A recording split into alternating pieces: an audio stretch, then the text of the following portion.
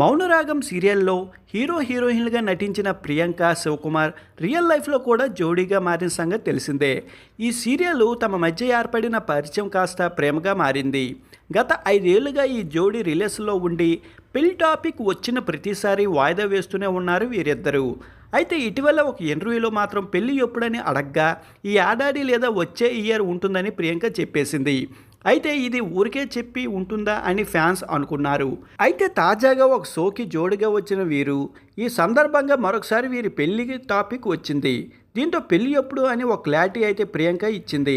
ఇష్క్ సినిమాలోని ఓ ప్రియా పాటతో ఎంట్రీ ఇచ్చిన ప్రియాంక శివ వచ్చి రావడంతోనే హగ్గులు ముద్దులతో రక్తి కట్టించడంతో సుధీర్ మధ్య వచ్చి ఇదిగో నాన్న అంటూ శివ చేతికి ఒక పువ్వు ఇచ్చాడు. దీంతో మోకాలపై కూర్చుని ప్రియాంకని మరొకసారి ప్రపోజ్ చేశాడు శివ.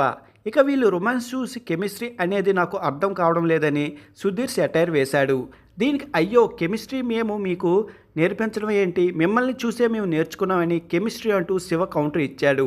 దీంతో ఇదంతా ఇప్పుడు నేను కంప్లీట్గా మారిపోయా అంటూ సుధీర్ కవరింగ్ ఇచ్చాడు. ఇక ప్రియాంక గురించి మీరు ఏమైనా చెప్పాలంటే ఏం చెప్తారని సుధీర్ అడిగాడు. దీంతో ప్రియాంక తన ఒడిలో కూర్చోబెట్టుకుని నేను కూడా ప్రతిరోజు ప్రియాంకని అదే అడుగుతున్నా, ఎప్పుడు పెళ్ళి అని శివ అడిగాడు. దీనికి 2026 అంటూ ప్రియాంక ఏదో చెప్పబోతే ఉండగా ఉండు ఒకసారి లెగ్గు కాలు నొప్పి వస్తుందని శివ యాక్ట్ చేశాడు.